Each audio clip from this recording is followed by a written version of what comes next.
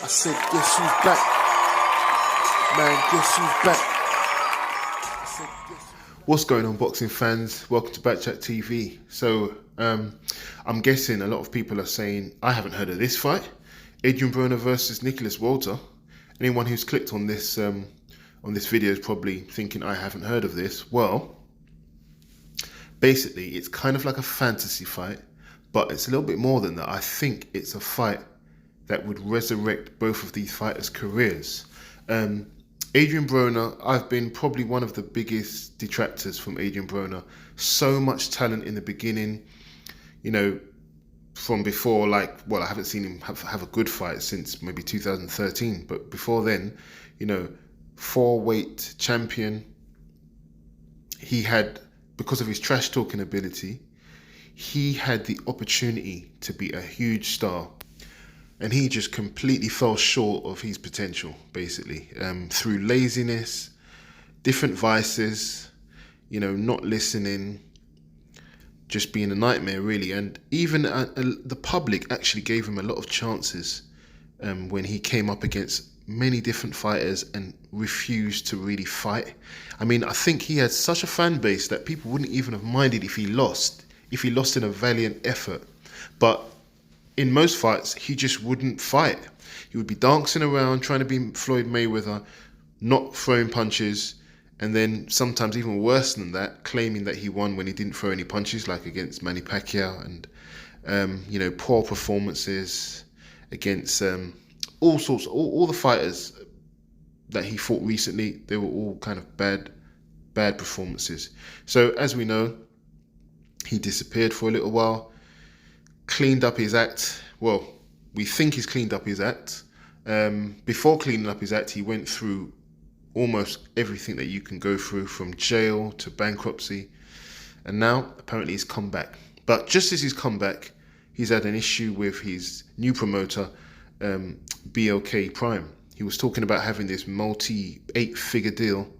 And now, apparently, there's a split and he's a free agent.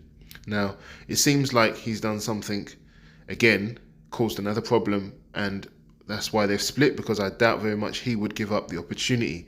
He was supposed to be having a 3-fight deal that was going to make him a lot of money. That was his opportunity, and it all fell through. Now, it may not be his fault. Maybe that his first fight that he was going to have with a guy, I think he was quite an unknown guy, Michael something, I can't remember his name, eludes me, but I'm guessing his promoters saw that there wasn't much, noise, not much ticket sales around the fight, leading up to the fight, and they pulled the plug or something, you know, because literally he's just completely ruined his potential, and now it's going to be very hard to promote him. So he's a free agent. Do you think that Matchroom or, you know, any of these other big promoters are going to take a risk on Adrian Broner? It's very unlikely, unless he can get a big fight with somebody who's not really a big star, because I don't think any big star is going to give him this opportunity. And that's where Nicholas Walters comes in. This is my view. One of my favorite fighters at lightweight. You know, he wasn't the best, Nicholas Walters, but he was exciting. That amazing punching power, Jamaican born. He knocked out almost everybody he fought.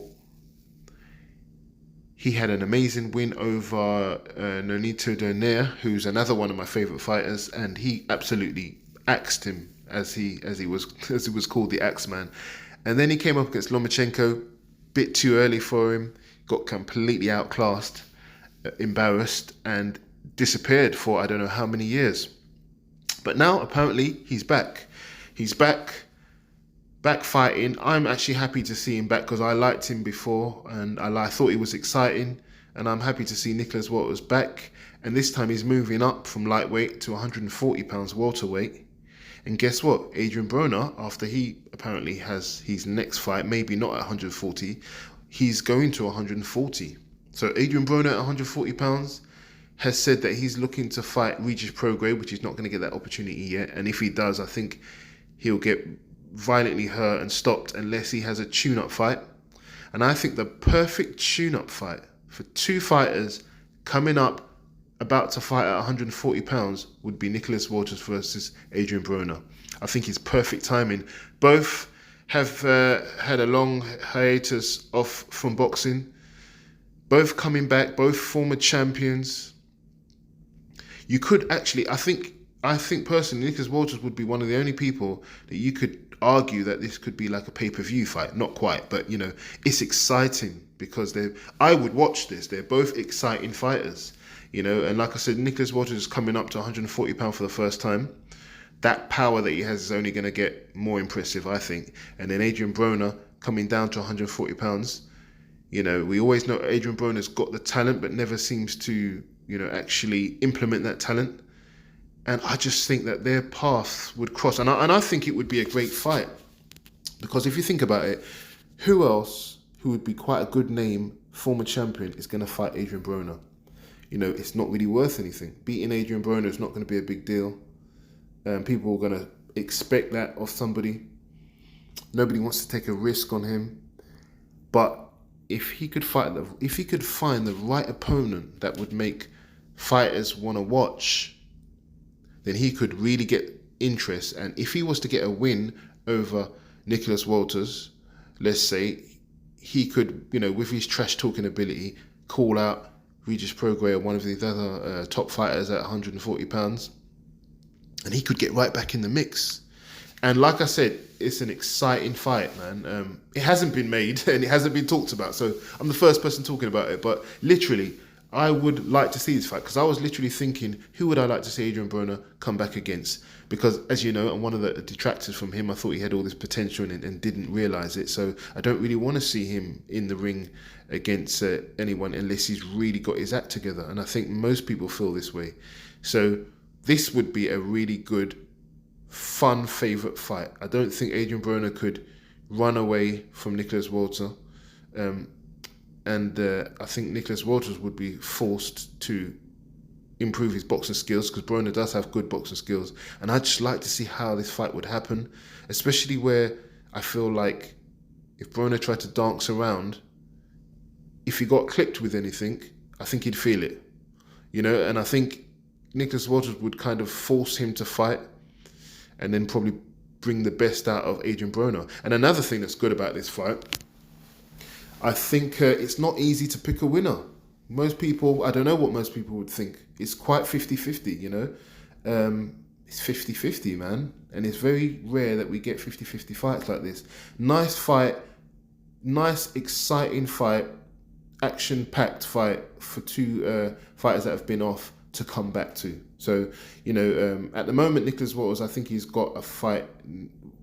Has he got a fight at the moment? I think he just had a fight, quite a low-key affair, his first fight back at 140 pounds, apparently. I haven't even watched that fight yet. But I think his next fight, Adrian Broner, I think would be the perfect opponent. Let me know what you think of this fight. Would you watch this fight? Like I said, I would definitely watch this fight. I'm going to push for them to make this fight at some point, because I think this would be a nice introduction for Nicholas Walters at 140 pounds, and for both of them. Both of them are 140 pounds. I think they're at the perfect time in their career to fight each other. And like I said, it's not anything that people don't want to see. That it's not like a journeyman for Adrian Broner or someone who hasn't been a champion. No one really wants to see that. This would be a legit, former featherweight knockout artist champion against Adrian Broner. And I think that this would get the public's juices flowing. So let me know what you think about this fantasy fight at the moment. Would you watch it? Would you pay for it if it was a pay-per-view? I don't think it's quite that level, but personally, I was a fan of both these fighters, and then they kind of slipped up, and I just would love to see them both at their best. Let me know what you think. I'm on to the next one. So guess who's back?